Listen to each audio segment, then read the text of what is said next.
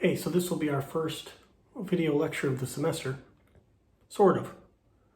I'll explain what I mean by that. I just realized that I set this to 4K, which I think means you can see how much I've aged over the course of my 47 years. I'm sorry for that. But maybe your internet's lousy. That'll help. So this is a review lecture.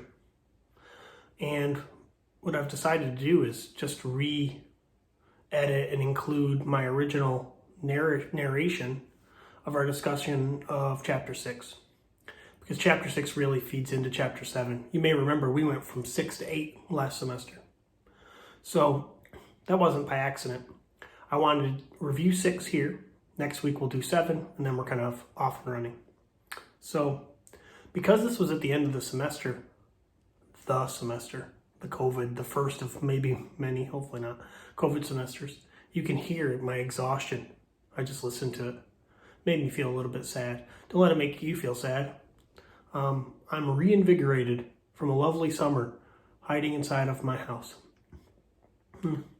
We'll get through. But watch this. I've made some changes and some edits, but it's basically what you heard already, converted to a video file. So this is like a time capsule dating way back to May of 2020, which feels as though it was only about 17 months ago. All right, enough of me. I'm going to make my face go away. You're welcome. What makes it tough is that your textbook author doesn't teach you a test here, an actual inferential statistic, but instead gives you some of the conceptualization of how that might work. And I think that's probably okay. I'm going to do the same. Excuse my allergies. But I am also going to include in that some discussion of a test that we're not actually going to calculate, but is a good entry point into the way all these inferential statistics will work moving forward. So a bit of an odd chapter in that way, but not an especially long chapter. So that's good. As I have so many times, we're going to start with more statistical notation. This is the Rosetta Stone, like the actual Rosetta Stone, not the software package you can buy for $39.99. It's in the British Museum. Not a British Museum, the British Museum, which must be the largest collection in the world of stolen art, colonization and all that. I'd like to see this museum someday. I hope so. So let's start. I'm going to make a distinction that I've made so many times now you're really tired of it, and that's the distinction between statistics and parameters. I think a lot of people just don't know this. I wonder sometimes if most professors know this, but the word parameter specifically refers to data describing a population. Statistics, by definition, describe a sample. Parameters, by definition, describe a population. So it makes sense that this is an important distinction here, because we're going to start talking about formally drawing inference about our population from our sample. In other words, using statistics in hopes of describing, or maybe even predicting, parameters. To that end, the statistical notation we've used in statistics is different than the statistical notation we use in parameters, just to complicate things ever so slightly more. So when you see this, the Greek letter mu, this is the representation of the population mean. I actually warned you of this earlier, I don't know how many chapters ago, that I said statistics typically use English letters, like capital M for mean, and parameters use Greek letters. Here's an example. The population mean is mu. The sample mean is capital M, or sometimes X bar, as we've talked about. Population mean is mu. Sigma, lowercase sigma, actually represents the population standard deviation. So not that sigma that you know that looks like an E, that means to some, as we know. This lowercase sigma that looks like a circle, almost like it looks like an upside down Q, I think.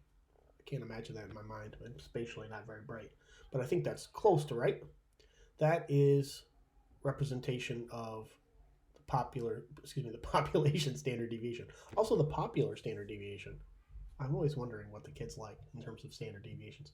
Sigma represents population standard deviation. So we have these new terms, mu and sigma. They are notation that represents parameters, or in other words, populations.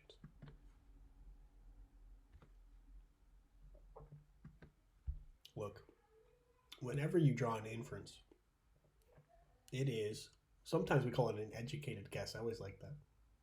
This is not a guess from an idiot. This is a guess from an educated person. What we mean, though, is we have some information. We use that information to draw a conclusion and make a guess, to draw an inference. And whenever you draw an inference or make an educated guess, there is a probability that you're going to be wrong. The idea of the probability that you're going to be wrong is at the heart of inferential statistics, trying to figure out how likely it is. What's the chance that you're going to be wrong? Look, you understand this already from junior high school math, but when we're talking about the logic of probability, we're talking about understanding chance events. And as we've said already in the context of frequency distributions, probability is based on the frequency of any event over time. The more likely an event, the more common an event is, the more likely it is. So the frequency of an event in the world dictates the probability of that event happening in the future. To be more formal about it, we can define it this way. I'm a little bit embarrassed to do this, but if we're talking about probability of event A, whatever that event A is, we formally define the probability of that event as P parens A, which means the probability of A, is equal to the relative frequency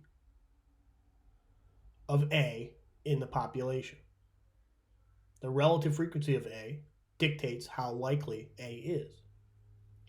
You'll recognize this pie chart because one of the last things we did together in person in lab was to do frequency distributions of M&Ms in bags, big bags. It was $27 I think I spent. I could use that money now. Middle of a global disaster. I could use that $27, thank you. Or the M&Ms, now that I think about it. But this graph represented, this pie chart represented, the relative frequency of all the colors in those bags of M&Ms. We created frequency distributions. I don't think I said, though, in the moment, though, that we can use those frequency distributions as a measure of the probability of drawing any one of those given colors. So the chance when you reach into that bag of M&Ms of pulling out a yellow M&M is 14%. The chance of pulling out an orange M&M is 21%. The chance of pulling out a green M&M is 18%. You get the idea. It is the frequency of that event. Yellow, blue, green, A, that produces the likelihood of it being selected. That's probability. So again, the probability of A is equal to the relative frequency of A in the population. Or, to use the M&M's example, the probability of drawing blue is relative to the frequency of blue in the population, which is 18%. So this is how we do it. So when we talk about an educated guess, what we really are saying is we are going to use probability to guide our guess. And if I predict that the next M&M you pick is going to be orange, I'm going to be right around 21% of the time. It's an educated guess. I'm using probability to guide my answer. But that said, I'm still going to be wrong on average 80% of the time. So this slide, in some ways, is probably not necessary, but I get a little nervous about two things. One, I don't want to presume that your mastery of probability is strong. Yeah, you probably did it in junior high or maybe high school, but it's been a long time. And you shouldn't feel ashamed or embarrassed if you don't remember. And two, I worry a little bit in my old age about so many probability examples being culturally bound.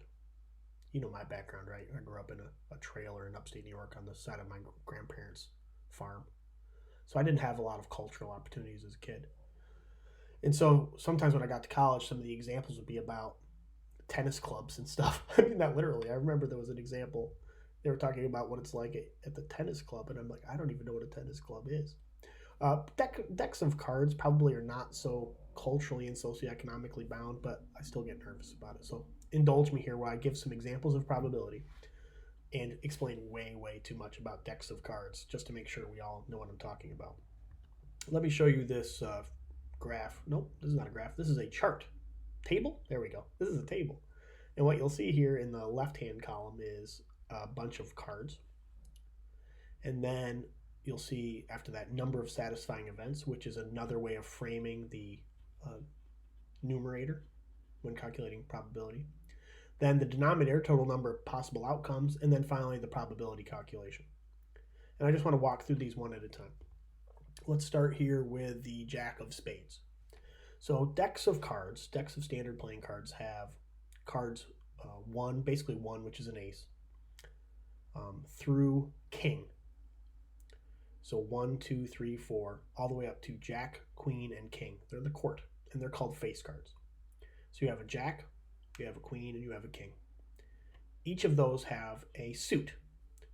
There are 2 red suits, diamonds and hearts, and 2 black suits, clubs and spades. So there is, in a deck of cards, 1 Jack of Spades. So you see I put a 1 in the number of satisfying outcomes. Standard deck of cards has 52 cards, and so 1 divided by 52, you can check my sums, but I think that comes out to be 0.019. So the probability of selecting a Jack of Spades from a deck of cards is 0.019. Now in the old days, we used to make a big deal out of the distinction between probability and chance. We don't worry about that so much anymore, but you can convert that probability into a percentage and say that it's your probability or your chance is 1.9% of drawing a Jack of Spades. So if I were trying to predict whether or not I was going to draw a Jack of Spades, if I said yes, I'm going to be right about 2% of the time, give or take. Now red cards, as I said, there are 4 suits. 2 of those suits are red, which means 26 or half of the cards are red. So the probability of drawing a red card is 26 out of the total number of cards of 52, which is 0.5. It's a 50-50 chance, or 50%, or a probability of 0.5. Third, a card that has the number 4 on it. There are 4 4s in a deck, a 4 of spades, a 4 of clubs, a 4 of hearts, and a 4 of diamonds. Out of 52, that gives me a probability of 0.076, or 7.6%. And then finally, what's the chance of drawing a face card that is one of the black suits, so a club or a spade?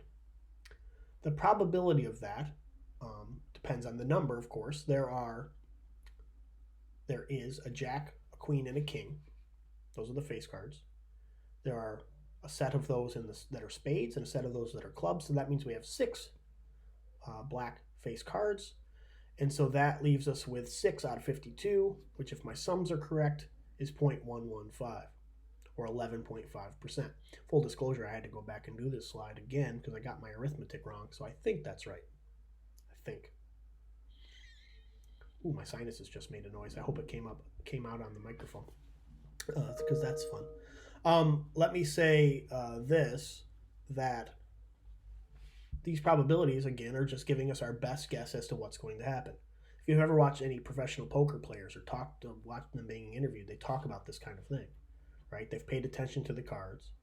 They have a pretty good guess, educated guess as to what the likely outcome is going to be, and then they bet that probability.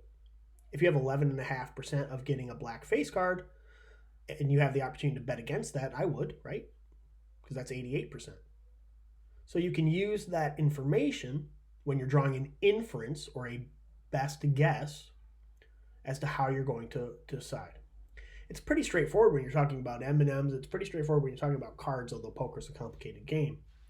It's a little less straightforward when you're talking about data in a distribution, especially when we're talking about sample data in a distribution, and then you're using that sample data to try to draw inference about the population. We know there are 52 cards in a deck. We know the percentage of M&Ms. How do we come to understand the likelihood of any given event in a sample distribution? Well, you may not remember, but we kind of already know the answer to that. The answer is a function of the normal curve.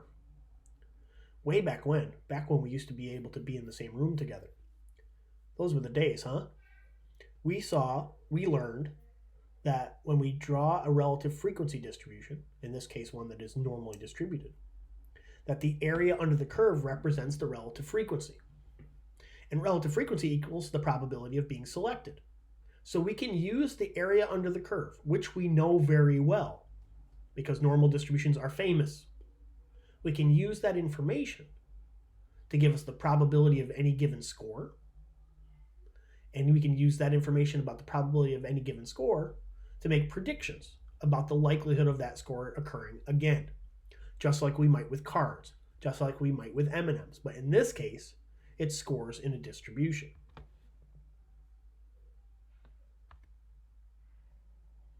My slide's not moving forward. I apologize for the pregnant pause. There we go. I was trying to show you this, and for whatever reason my slide was broken, but it doesn't matter probably. You can see here, this comes right out of your textbook, figure 6.1. That's the chapter we're in right now, I think it is. And it shows you those relative frequencies. We know that there's 68.2% of the scores between the one standard deviation below the mean and one standard deviation above, or 34.1 between 0 and 1 and 0 and -1. And those other numbers are probably less familiar to us, but we know that those things are constant. So if there's a score that falls between 0 and a +1 standard deviation, we know the likelihood of us picking that score at random is 34.1%. We know the probability, and therefore we can make an educated guess, an inference as to whether that score will be picked, or another way of thinking about it, whether or not that score belongs on the distribution. I'll say more about that soon. So what seems like ages ago now, we talked about how important it is that when you're trying to describe a population and you draw a sample, that sample truly represents the population. Otherwise, you're describing something, but not the something you think you are. And one of the most important things, and really honestly at the heart of everything an inferential statistic can do for us, is this idea that it can give us a sense to the extent to which our sample represents the population we think it is. I think it does. A funny thing is, and I've said this before, it's probably a weird turn of phrase that didn't make sense when I said it, is that every sample represents some population. It's true, right? You take a sample, you're sampling something. The trick is it what you think it is? You've drawn this group, and is it a group that looks like the folks you're trying to describe, or is it some other kind of group that you don't even know, how to describe, or you don't even know the name of? So one of the things we can do is use inferential statistics to make the determination if we draw a sample, does it look like the population? Does it look like it belongs in the population? And maybe that's the best way to say it. We take this sample and we describe it. Does this sample look like the same kind of group as our population? Does it look like it belongs? Does it seem like it belongs in that population? And how sure are we? How certain are we that this sample looks like the population we're trying to describe? Well, if we're going to try to make that inference, we can do it just the way we've described. We can draw that inference using probability. What's the chance that this sample is part of the population? What's the chance that this sample looks like the population we're trying to describe? And at the heart of it, that's all inferential statistics do. They do it in a couple of different ways, a bunch of different ways. And there are a lot of different applications of that basic idea. But when you get down to brass tacks, whatever brass tacks is, when you get down to it, what an inferential statistic does is allow us to determine how certain we are, how confident we are that our sample looks like our population. And that's exactly what I've said here in this strangely oranged box. Inferential statistics are used to decide if a sample is likely or unlikely to occur in a particular population of scores. How certain are we that it belongs? Not the most high resolution image in the world for sure, but indulge me a second. What we have here is a bag of marbles. And that bag of marbles is a population. It's a population of that bag. and we happen to know what that population looks like. That population is half tan and half green marbles. There's 50 tan marbles. There are 50 green marbles. So in that population, we have 50-50. 50% green, 50% tan. All right. Now, if a person came to you and said, I drew 10 marbles from a bag. I'm not going to say what bag it is. In fact, I don't know what bag it is. But I drew 10 marbles from a bag. And this is what they look like. 5 tan and 5 green. You might think to yourself, well, all right, it probably came from that bag. That bag was 50-50. This draw was 50-50. They look the same. I think the sample probably came from that population. This is where the sample came from. Fair enough. What if a person came to you and said, I've got 6 tan and 4 green that I drew from some population, but I don't know which one? You might think to yourself, it probably is that same bag. Chance, sampling error, could have left us with 6 and 4. It's not exactly the same as that population, but it's pretty close. So I feel like it probably did come from that bag. Another person comes to you with a draw from the bag. Oh, I said sampling error. I said it. And now my slide says it. Well designed, but poorly remembered. Sampling error is this idea that when by chance scores are selected to produce a sample statistic that is different from the population parameter. Meaning, I drew 10 marbles from this bag, and just by error, by random chance, it's not exactly the same as the population. It's close. It's 6-4, but it's not 5-5. But it still came from that population, and it still largely represents that population. So one of the things we have to determine is, if a person's coming to you with a sample that came from a bag, and it doesn't look exactly the same, is it just sampling error, that it did come from that bag, but it's sampling error? Or is it a different bag entirely? So for example, if a third person came to me and said, I've got a sample. I've got 7 tan marbles and 3 green. Well, now it's a little bit tricky, isn't it? Could that have come from that 50-50 bag? Yeah, it sure could have. Could be error. Boy, it's a lot different now. Maybe it came from an entirely different bag. Does this sample represent that original bag? Or does this sample represent some other population, some other bag of marbles? That's when it gets hard. Well, heck, we could have a person come with 8 and 2. You're like, boy, I don't think so. I betcha this came from a different bag. I'm willing to say 5 out of 5 definitely did. 6 and 4, probably. 7 and 3, I don't know. But 8 and 2, no way. That's not sampling error. That came from a different population. I feel strongly. I've made that determination. This is all we do with inferential statistics. We have 1, 2, 3, 4 samples here. And we try to decide, did this sample probably come from this population? How similar is it? The more similar, the better the chance it came from there. 5 and 5, sure. 6 and 4, probably. 7 and 3, I'm not so sure. 8 and 2, I don't think so. That's where I draw the line. It's too different. I think it belongs somewhere else. That's not sampling error. This is a population that's different. And this sample is representing it rather than our original 50-50 bag. We do the same thing, y'all. Ostensibly, basically, exactly, kinda. We do the same thing when we're talking about samples and populations. We create what's called a sampling distribution of means. And it basically works the same way. We can develop a distribution of what all the means in a population would look like. And they form this normal curve. And then we can try to decide the probability that belongs there. This is a better image. Look at this one.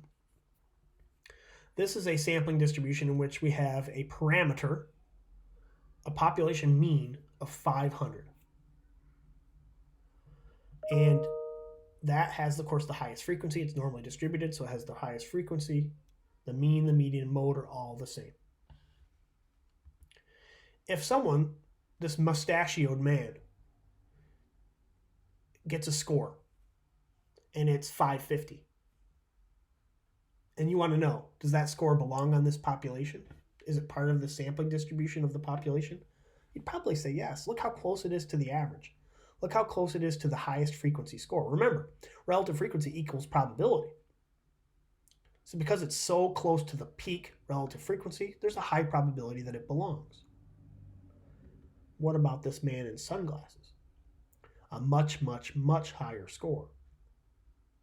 Therefore, a much lower frequency, and therefore a much lower probability that it belongs. You can even see that these blue lines, these dotted lines, are meant to represent that frequency. Look how low on the Y distribution the frequency for that score for the man in sunglasses is. Look how high that frequency is for the man with the mustache. And then we might get something like this, a score that is below the mean, but not as extreme as the sunglass man. This smiley man score, well, it's kind of in between. What we're looking at here is a means to determine the likelihood that one of these scores or any of these scores belong on this in this population. Do they represent the population? Mustachioed man? High chance that it does. Sunglasses man? Well, of course, it's a long shot. And then happy face man? Well, less of a long shot, but I don't know. This is how we make a determination whether a sample represents a population or not. We take that score, place it on the distribution of the means for that population, and see how rare it would be, how unlikely it would be. Where does it belong?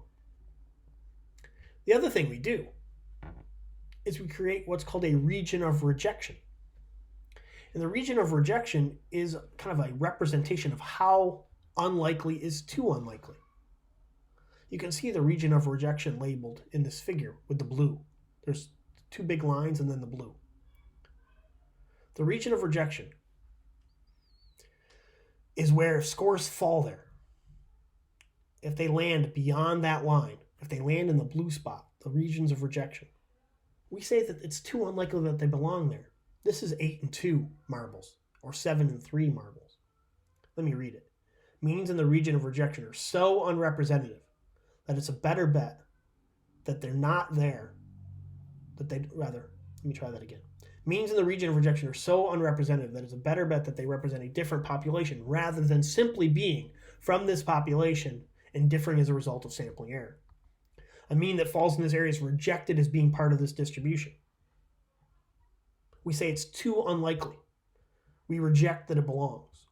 It's too different. The chance that it belongs is too low. That sunglasses man, I just don't think he belongs. That score's way too high. I think that's a different population.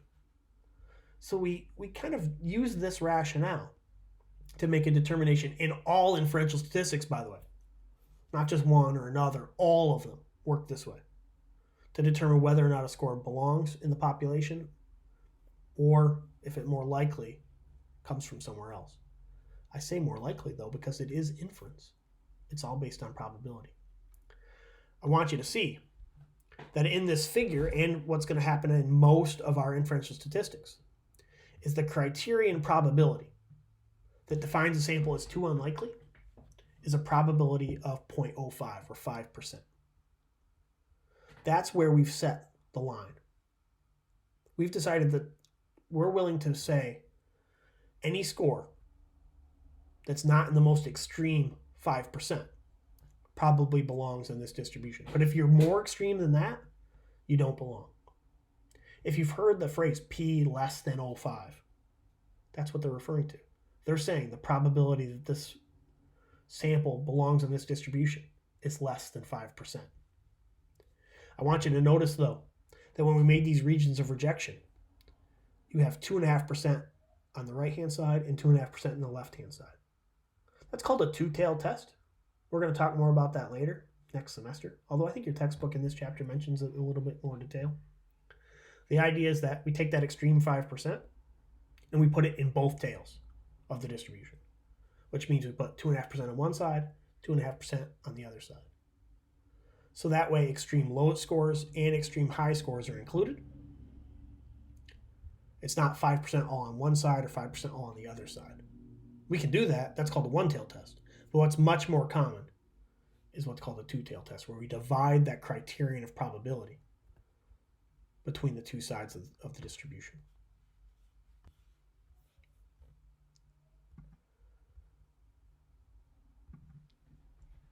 Statistical hypotheses. That's a phrase you're going to say a lot next semester, because it's going to turn out to be the first step in everything we do, in every inferential statistic, for the rest of our lives.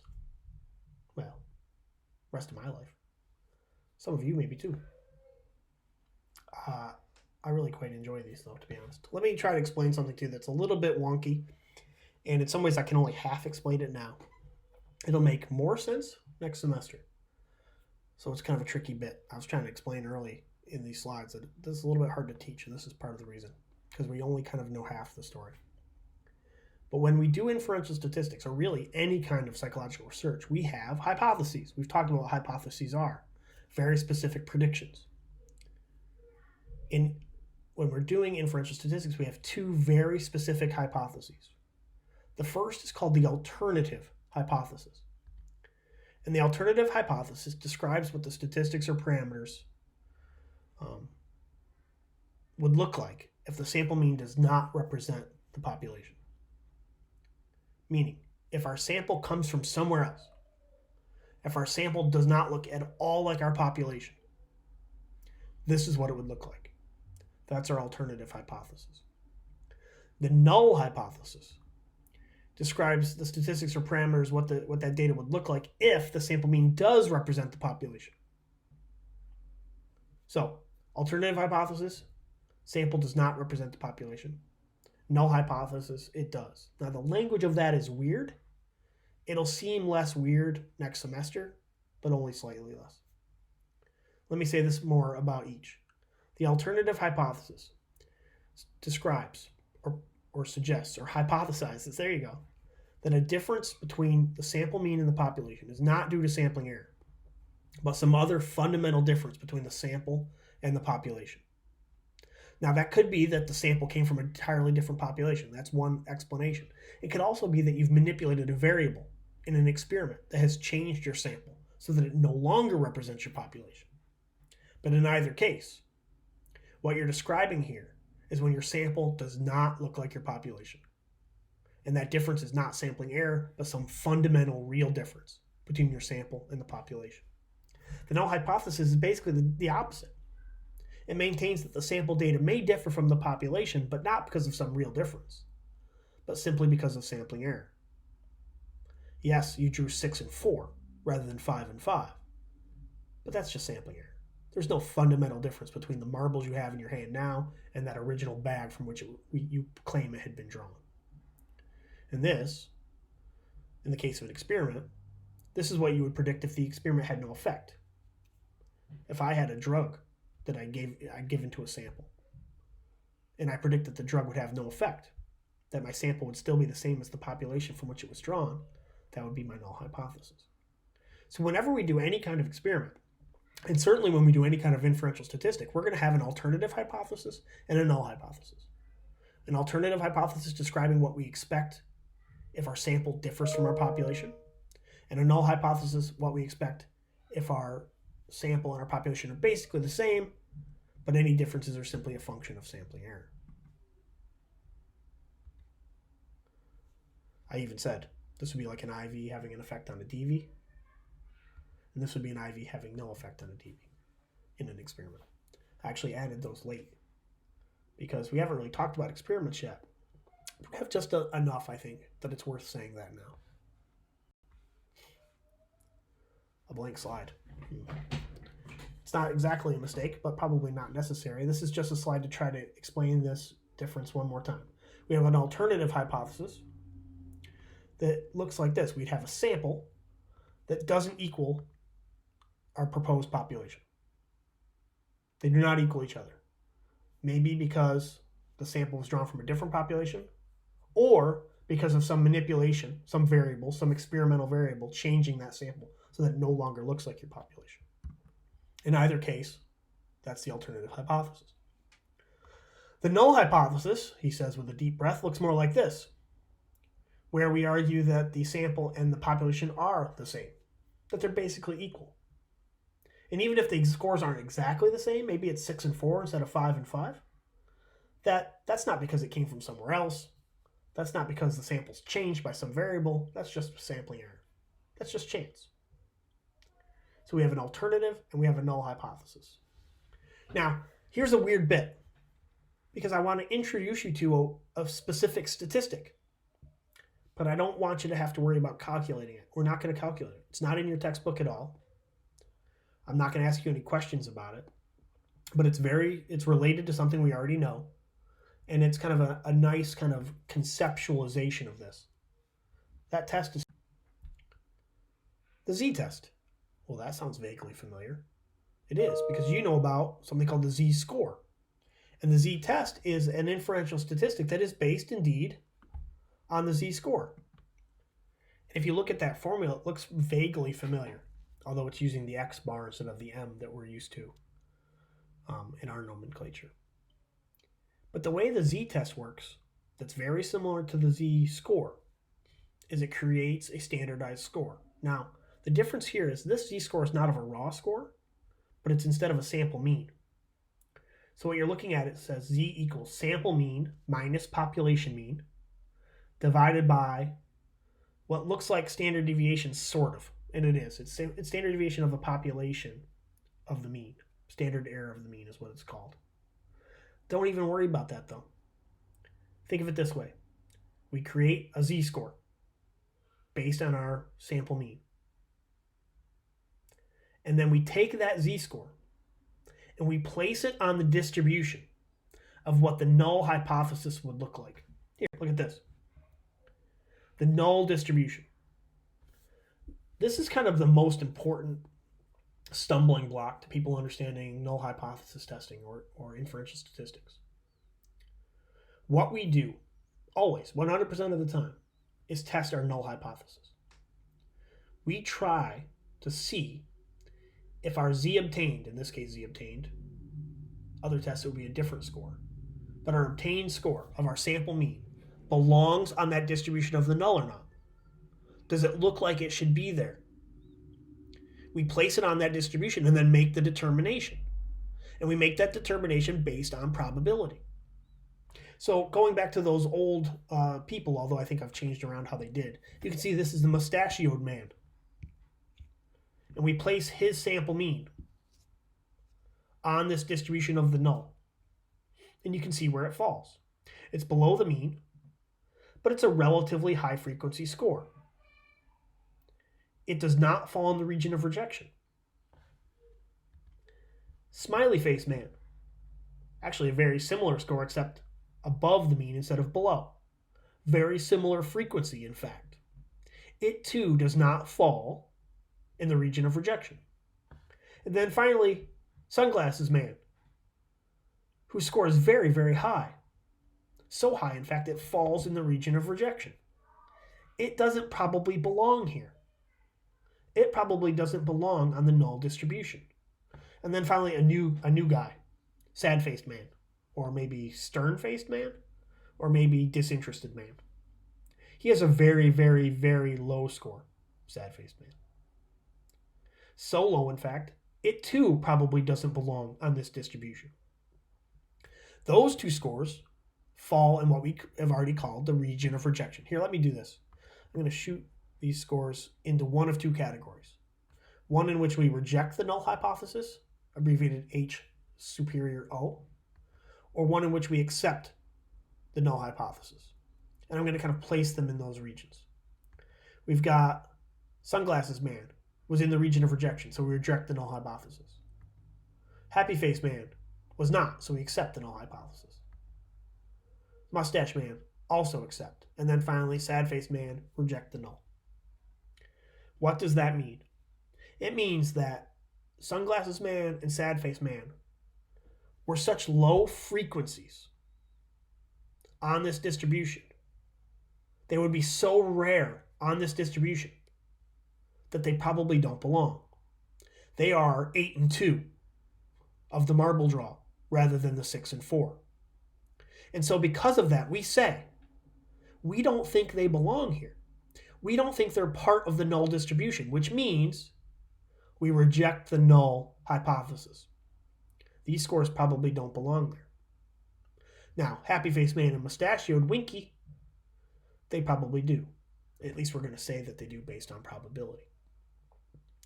So we take that standardized score, we place it on this null hypothesis, null distribution, and then use probability to determine the likelihood that they belong there based on their relative frequencies. If their relative frequency is so low that it's beyond the region of rejection, if it's in the region of rejection on the positive or negative side, in the case of a two-tailed test, we say it doesn't belong, and we say we reject the null. But if it falls outside of the region of rejection, then we say, well, it could land there. That's a 6 and 4. That's a 5 and 5. We fail to reject the null. Another way of saying that is we accept the null hypothesis. It is confusing. This is described in your textbook. I want you to read it. I've done a, moderately bad job, not a terrible job, trying to explain it here from a distance. But take a peek at that. We're going to spend a lot of time, including the very beginning of the semester, when we return together in the fall, looking at this, because we're going to be doing null hypothesis testing, statistical hypothesis testing with inferential statistics for 16 weeks, basically 16 weeks. Like any other decision based on probability, you can screw it up. You can make a mistake. And just because we rejected the null hypothesis doesn't mean the null hypothesis isn't true. It just means that we think it's probably not true based on probability. So when we can make errors, we have to account for those errors. Let's see if this works. Oh yeah, look at that. There is an entirely worthless bit of clip art, because I discovered last night, you guys probably knew this, that you can place 3D objects into your PowerPoints. So I put this scared face or this surprised face because we made an error. I promise to not do that again, but I was so excited I just wanted to put one in there. Hey, so errors in decision making. We've made a decision based on probability. And because it was a decision based on probability, there's a chance that we're wrong. In fact, it's a 5% chance because we put 5%, the most extreme 5% scores in the region of rejection. That said, there are basically two types of errors. There's actually a third, but pretend I didn't say that. Two types of errors that can take place in this kind of process of decision making based on probability. The first is called a type 1 error. And this is long, so forgive me. I'm just going to read it and then try to make sense of it for you. Type 1 error is when we reject the null hypothesis, when the null hypothesis is true. We've said that the score lands in the region of rejection, and therefore it doesn't belong there on that distribution. But there's a 5% chance we're wrong. And if we make that mistake, if we were wrong, that's called type 1 error. We thought there was something different about the population than this sample. Or better said, something different about this sample than this population. And we were wrong. That's a type 1 error. That type 1 error probability, which is the probability that we're wrong, is 5%.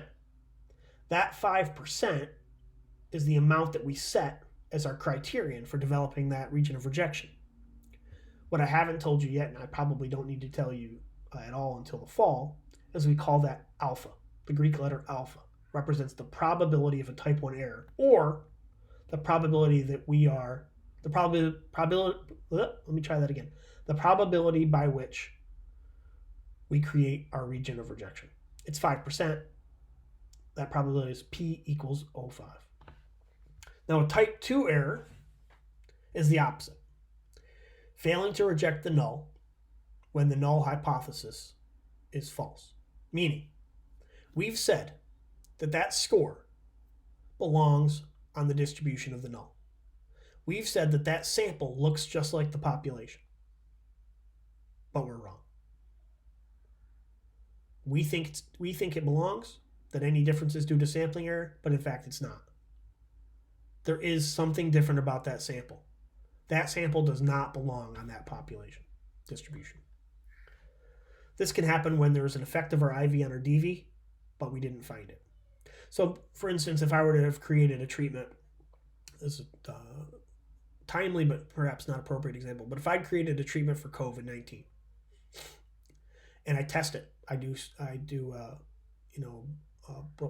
big clinical trial, and I look at the mean recovery rates in the people who had the drug, and it falls outside my region of rejection.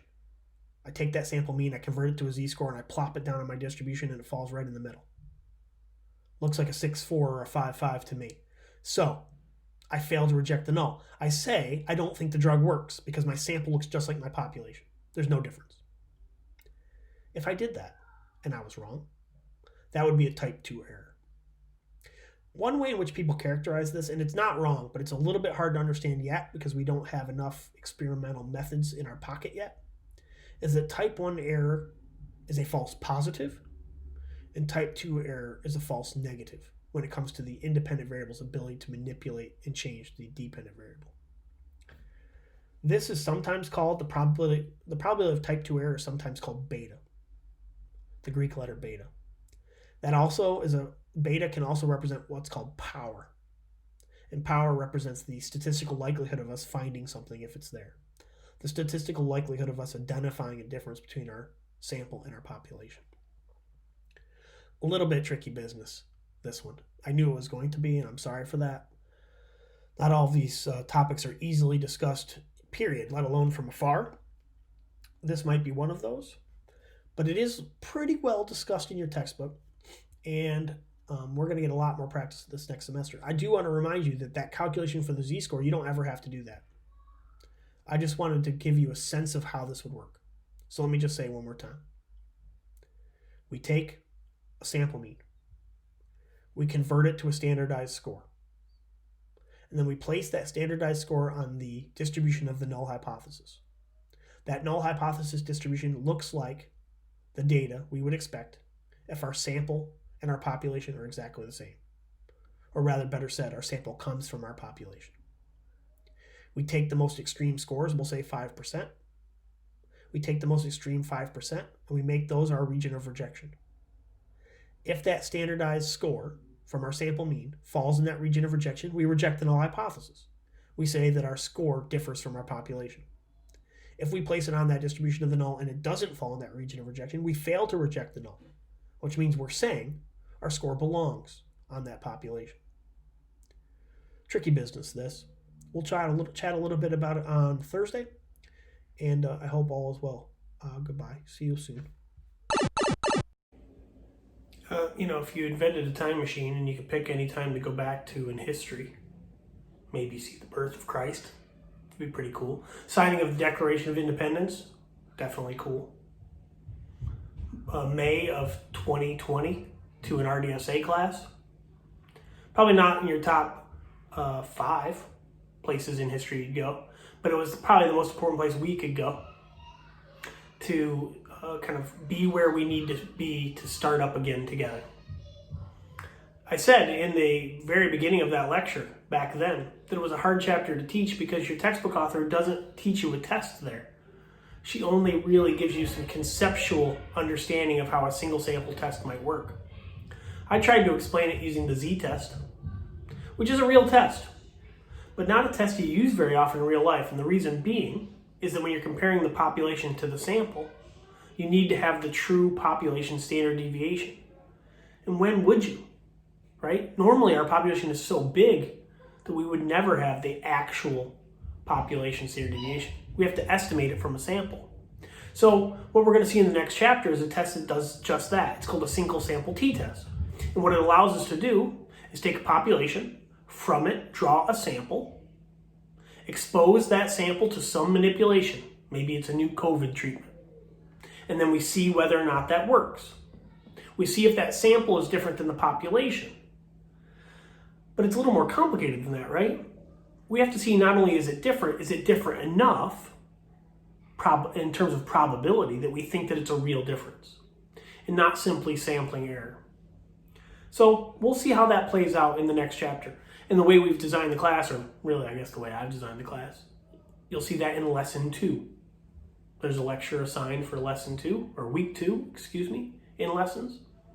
and you'll be able to kind of see how we take what we just talked about and begin to talk about it in the context of the single sample t-test and single sample experiments more broadly. I've really been talking far too long now. I'm sorry. I'll pause now for dramatic effect. Okay.